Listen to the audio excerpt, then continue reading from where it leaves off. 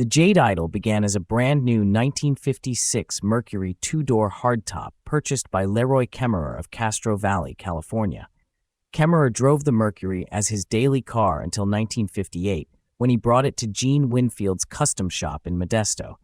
He gave Winfield freedom to redesign the car within a $15,000 budget, provided Winfield could use it on the show circuit for a year. Winfield radically transformed the Mercury.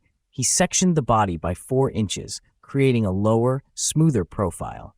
It was the first car he had ever sectioned.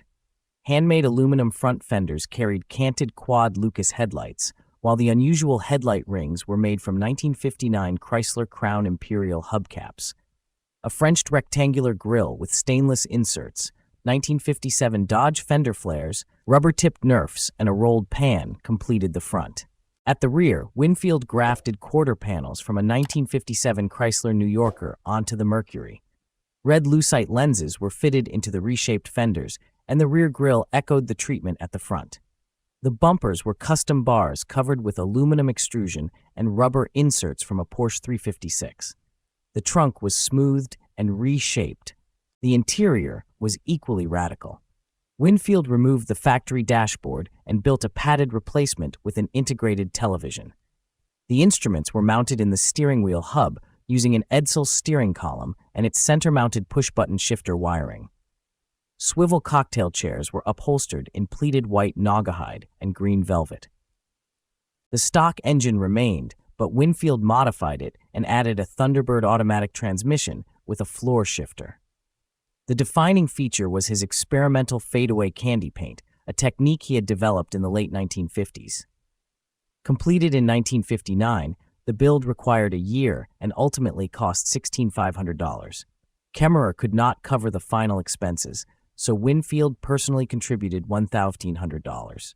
The Jade Idol toured nationally under Winfield's name and repeatedly won awards for custom design, paint, interior, engineering, and best of show.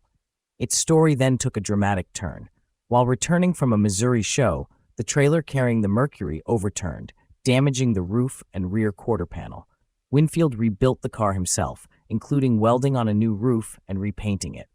When Kemmerer finally reclaimed the Mercury, a police officer issued him 14 citations for violations, including its low ride height, missing taillight reflectors, and absent license plate. After several years, Kemmerer sold the impractical Kustom for only a few $100s. By 1979, the Jade Idol had deteriorated badly. Rod Powell discovered it in a body shop, stripped to a rusty shell and nearly destined for a Corvette chassis. Its original frame and loose parts were recovered, and Jerry Wren undertook an authentic restoration with help from Ted Mitchell and Powell. The car passed through several owners, including Bob Page, John D'Agostino, and Billy Belmont, who restored it again. In 2017, Belmont sold it to collector Tim McMahon. McMahon returned the Mercury to Winfield's shop, where Gene recreated his original fade paint. The restored Jade Idol made its public appearance at the 2018 Cruisin' Nationals in Santa Maria, California. Today, the Jade Idol remains one of Winfield's defining creations.